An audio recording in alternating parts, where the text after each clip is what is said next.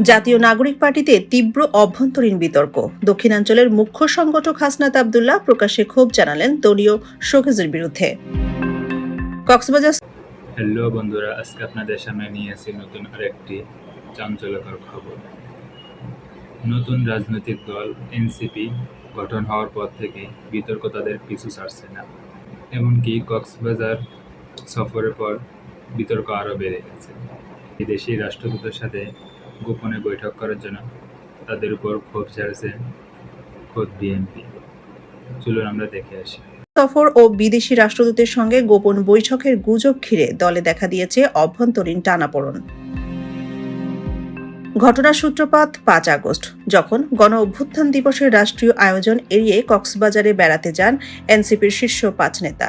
এরপরই রাজনৈতিক অঙ্গনে শুরু হয় গুঞ্জন, সাবেক মার্কিন রাষ্ট্রদূত পিটার হাসের সঙ্গে নাকি হয়েছিল গোপন বৈঠক। তবে এসব গুজব উড়িয়ে দিয়ে হাসনাত আব্দুল্লাহ শোকজের জবাবে বলেন, দলের উচিত ছিল গোয়েন্দা সংস্থা ও অসৎ মিডিয়ার বিরুদ্ধে ব্যবস্থা নেওয়া, কিন্তু উল্টো মিথ্যা অভিযোগে আমাদেরই শোকজ করা হয়েছে। দলের পক্ষ থেকে শোকজ পাঠানো হয় ৬ আগস্ট। সেখানে ২৪ ঘন্টার মধ্যে সফরের কারণ ব্যাখ্যা করতে বলা হয়, আর ঠিক সময়ের মধ্যেই নিজের অবস্থান স্পষ্ট করেন হাসনাতের অভিযোগ শোকজের ভাষায় এমন যে তা মিথ্যা অভিযোগ ও ষড়যন্ত্র তত্ত্বকে উস্কে দিয়েছে।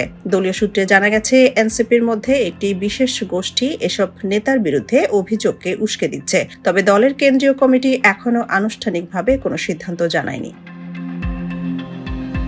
তবে প্রশ্ন উঠছে, দলের ভিতরে কি মতবিরোধ চূড়ান্ত পর্যায়ে পৌঁছেছে?